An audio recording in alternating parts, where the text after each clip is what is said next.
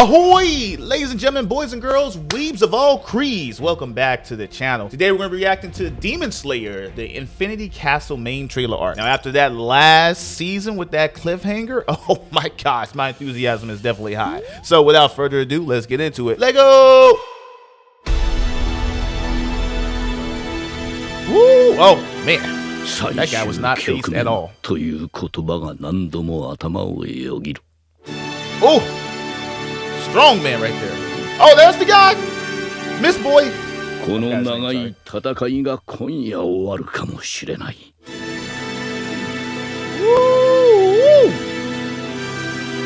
They mean business right now. Hold on now. Hey, that wasn't the face he was making when he was falling. That dude was raging. Uh-oh. Oh, she gets a Hashira right off the rip? No, I mean, yeah, a top-ranking demon?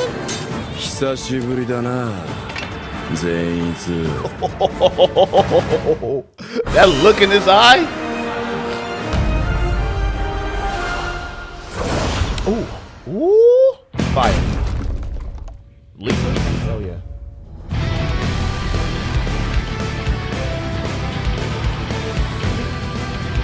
Upper rank 3, I remember, right? My favorite higher rank. Akaza? Or is it Akaza? Am I saying it right? It's been so long since I've seen the series. September 12th. IMAX? Okay. Hold on. That's all they giving us? That's it? Oh my gosh. Okay.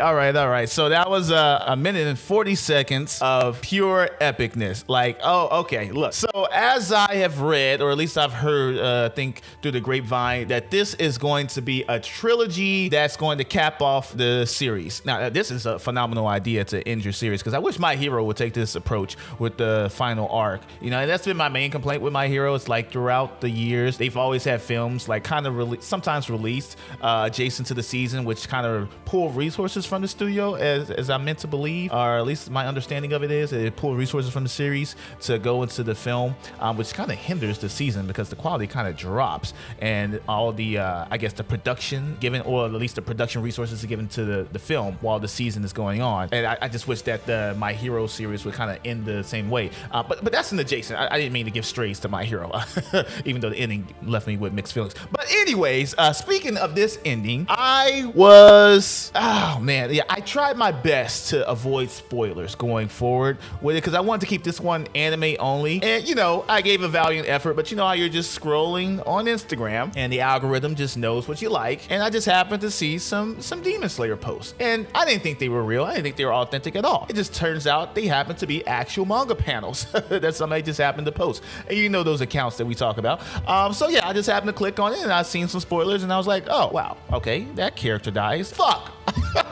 Yeah, so I have been mildly spoiled. I will say I don't know the entire scope of the finale, which is good, but I have an idea of where the series and some of the characters are ending. And just like to recap what we left off with the last season, like how they just assembled like the Avengers on the Master's Castle when Muzan showed up. Talk about an ore farmer too. You remember the way that he just kind of walked into the mansion like that? Like, don't say Mike Jack is back. You know what I mean? But yeah, the way they just assembled around him, they were about to, boy, like jump him like he stole something. I mean, yeah, but he was very well prepared, and he dropped him into his fortress instead. But yeah, the way that it ended it off, most people didn't like the last season because it was kind of slow. I think it was kind of like the breather and the calm before the storm that we definitely needed to go into like this finale that we're getting with the Infinity Castle arc. Because as I know, as I've been led to believe, some Hashiras, or some of our fan favorite Hashiras, are not going to come out of this unscathed,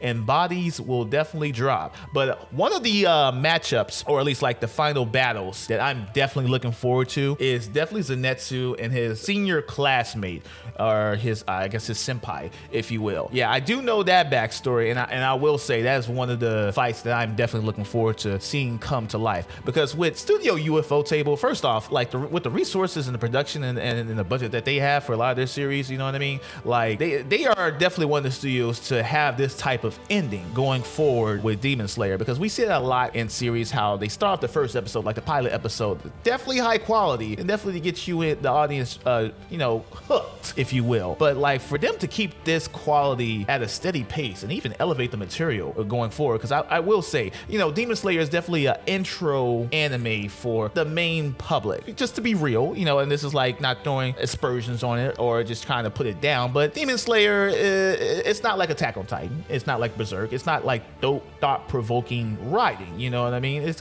definitely your typical run-of-the-mill shonen anime, which is nothing wrong with that, it's just like something wrapped up in a new skin that we've seen a dozen times before. Again, this is stuff that we love, and I definitely have no problem with it, it's definitely something that is kind of like an intro anime for a lot of people. I just think that the quality of the animation has definitely elevated this material to where it is right now. Unpopular opinion, but I don't think Demon Slayer would be as popular as it is now if it wasn't for the quality of the animation. You know what I mean? Now, you can say that about a lot of shows. Like look at One Punch Man. You know what I mean? That first season was like lightning in the bottle. You know what I mean? Because like we saw the decline with season 2 because it wasn't at the same level as season 1. And we can say that about a lot of anime out there. But again, you know what I mean? Like this is definitely a time for Demon Slayer. Hinukani Kagura 2 Arena Fighter game that's coming out pretty soon, I believe this summer, and this coming out in September. It's definitely Demon Slayer summer, so there's definitely a swell for this IP.